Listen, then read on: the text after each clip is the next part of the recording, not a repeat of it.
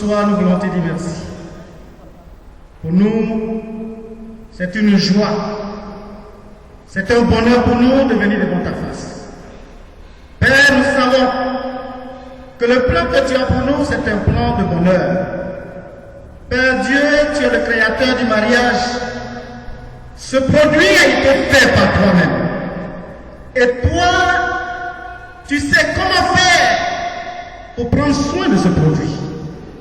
Et Père, tu nous as donné un guide. Père, tu nous as permis de pouvoir lire ce que toi tu veux, ce que tu voulais qu'on fasse, Seigneur. Dieu, mais par moments, nous laissons ce guide et nous laissons nos désirs, notre manière de penser prendre le dessus, Seigneur. Mais ce soir, tu nous as appelés ici pour nous enseigner, pour nous rappeler certaines choses. S'il te plaît, sois avec chacun de nous. Dispose nos cœurs. Père, nous sommes venus ici pour apprendre. Remplis-nous d'humilité. Remplis-nous de simplicité de cœur. Pour que Dieu, tu puisses nous parler. Merci pour ton amour pour nous. Merci pour tout ce que tu vas faire ce soir. Tout ce que tu vas dire. Père, nous voulons être disposés pour t'écouter. Merci pour tout. Sois avec moi, utilise-moi comme un instrument entre tes mains. Pour que ce que je vais dire vienne directement de toi. Nous t'aimons, nous te bénissons au nom de Jésus. Amen.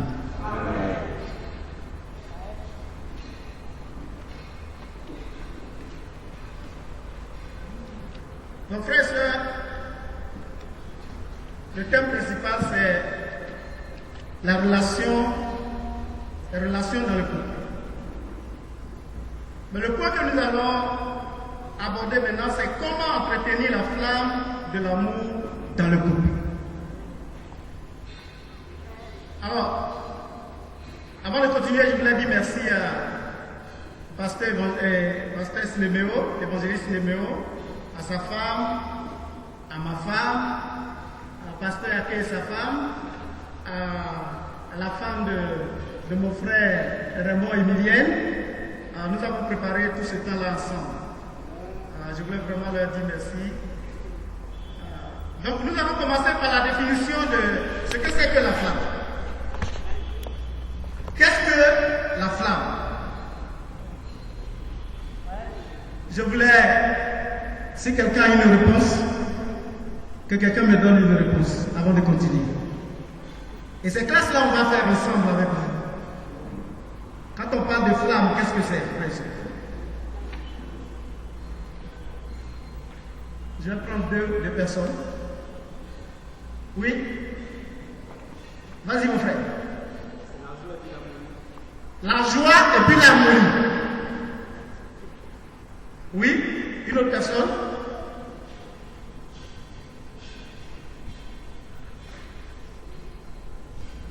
La joie et puis l'harmonie. Oui, madame Feuille.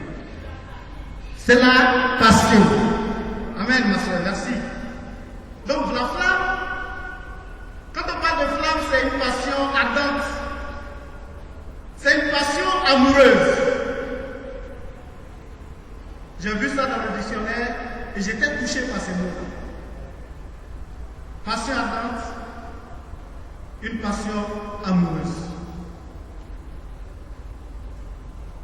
Mes frères et sœurs, avant de nous marier, nous étions fixés sur certaines choses. Nous étions fixés sur notre relation avec Dieu. Avant que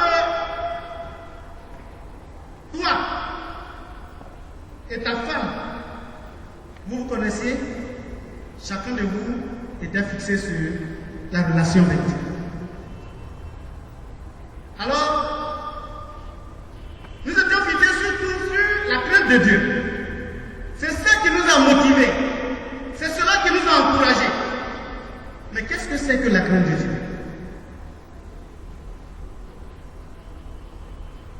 La crainte de Dieu, c'est le respect que l'homme a pour Dieu. On avait beaucoup de respect pour Dieu. La crainte de Dieu, c'est le respect que l'homme a pour Dieu. Et ça, c'est quelque chose qui nous a tous touchés.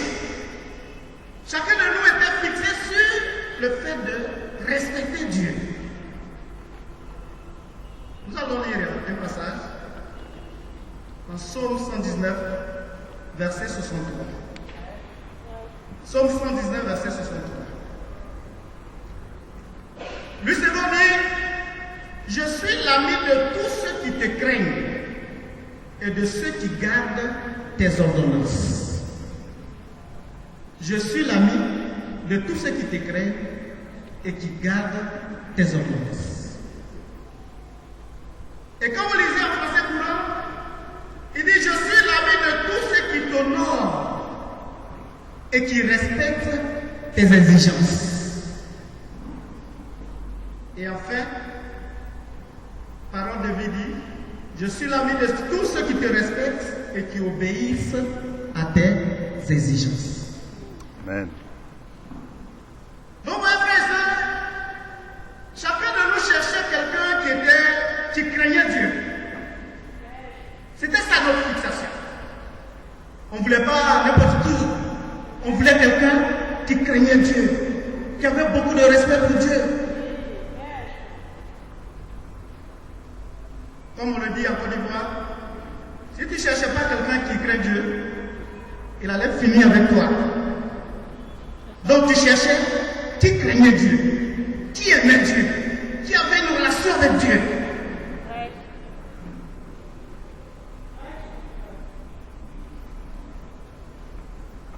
Alors, dans la crainte de Dieu, on a cherché quelqu'un qui était patient, quelqu'un qui était fidèle, quelqu'un qui était amoureux de toi, quelqu'un qui respecte, quelqu'un qui est doux.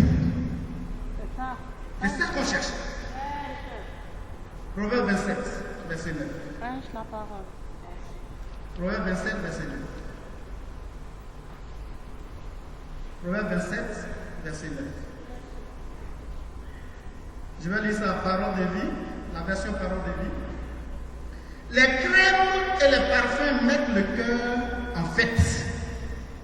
La douceur de l'ami vaut mieux qu'un parfum précieux. Je disais tout à l'heure qu'on cherchait quelqu'un qui était doux. Un ami doux.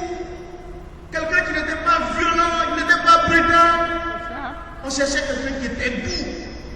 Que ce soit les hommes ou les femmes.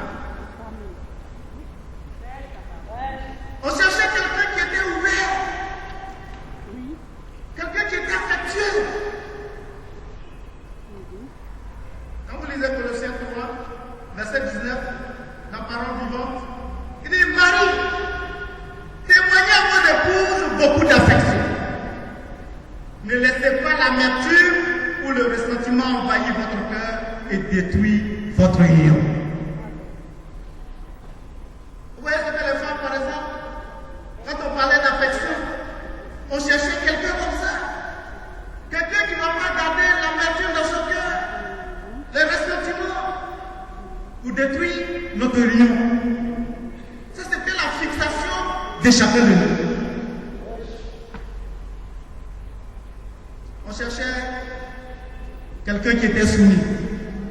N'est-ce pas, frère et sœur? La Bible dit en Colossiens 3, verset 18, toujours en parole de vie, parole vivante, pardon.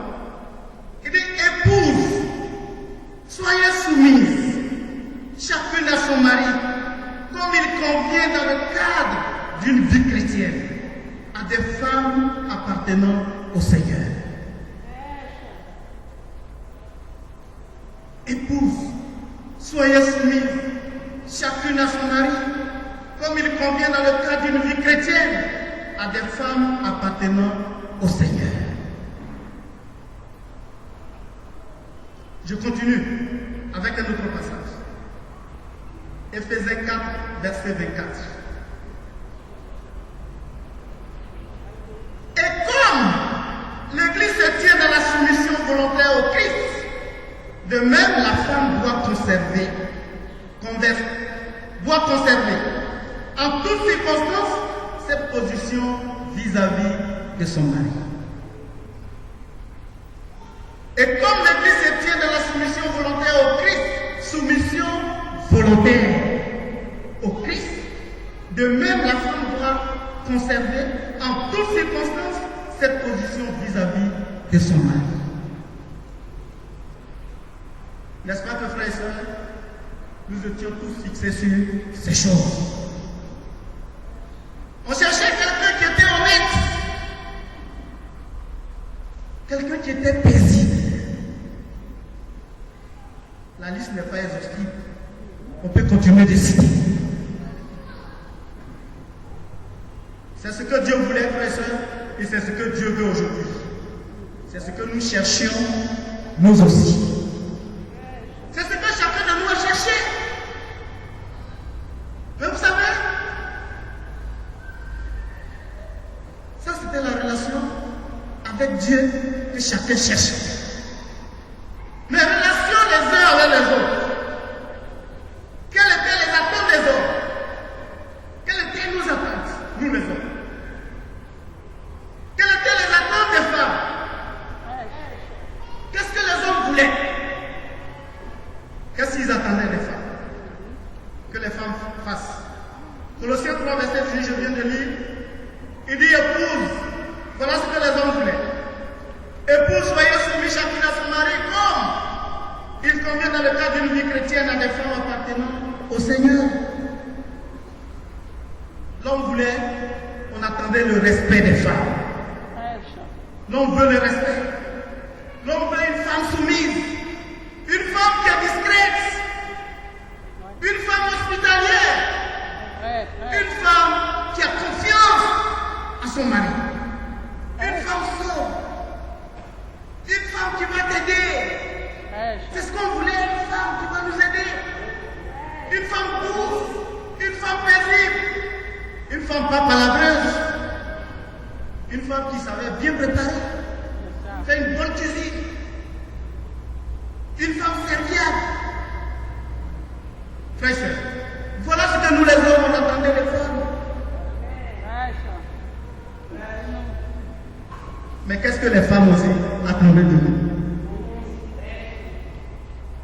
Colossiens 3, verset 19. Je viens de lire le passage. Marie, témoignez à vos épouses beaucoup d'affection. Ne laissez pas l'amertume ou le ressentiment envahir votre cœur et détruire votre union. Voilà ce que les femmes attendaient de nous. Un autre passage, Proverbe 17, verset 17, parole de vie. Un ami montre son affection en toutes circonstances. Un frère est fait pour partager les difficultés. Les femmes voulaient un homme qui allait les protéger. Un homme qui va protéger sa femme. Un appui pour elle. Un soutien. Elle veut se sentir valorisée par son mari. Elle voulait être confidente. Elle veut se sentir aimée par l'homme. Se sentir désirée. Quelqu'un qui est disponible en toutes circonstances. Un homme responsable. Un homme qui est passionné. Un homme qui écoute. Je vais parler d'une écoute active. Voilà ce que les femmes veulent.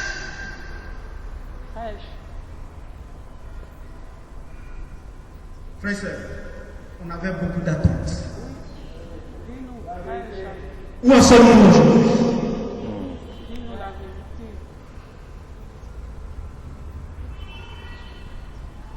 Mais tout ceci, qu'est-ce que tout ceci devrait engendrer? Si tout ça, on réussissait à combler tous ces besoins, frères et sœurs, n'est-ce pas que nous serions heureux?